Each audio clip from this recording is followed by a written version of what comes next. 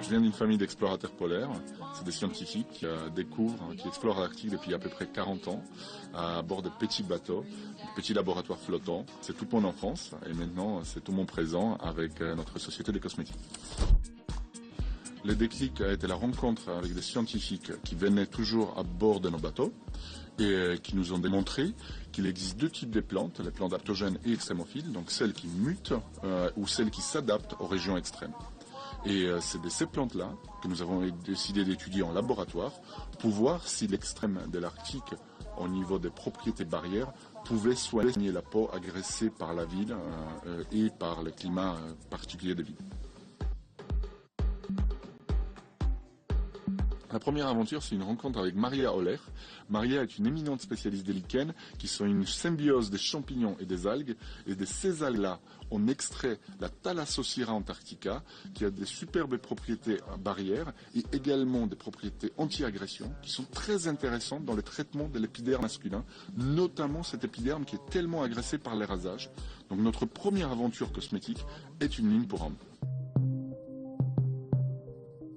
Notre deuxième aventure cosmétique, c'est la découverte de l'olivier de Sibérie. C'est une famille des argousiers qui a 108 éléments bioactifs et 30 fois plus de vitamine C qu'une orange.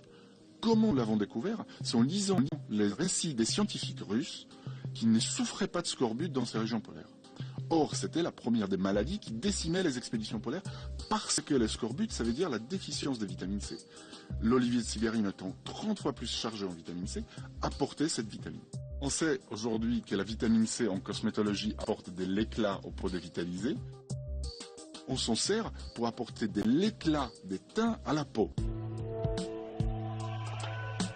Dans le monde polaire, nous avons les pires conditions solaires au monde.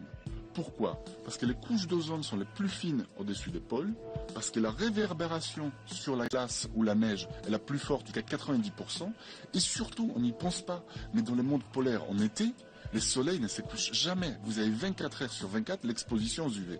Donc, fort de ces constats, nous avons découvert la riboflavine qui devient des algues polaires exposées à ces rayons si nocifs.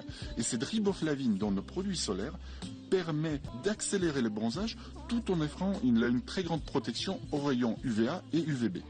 Contribuant à préserver ces ressources rares et précieuses du monde polaire et faire avancer notre science polaire et notre application cosmétologique. Notre public masculin va se ruer sur notre site internet pour avoir les marques et pour les femmes. Pour la femme, il y a cette fameuse petite boîte rouge qui, à mon avis, est une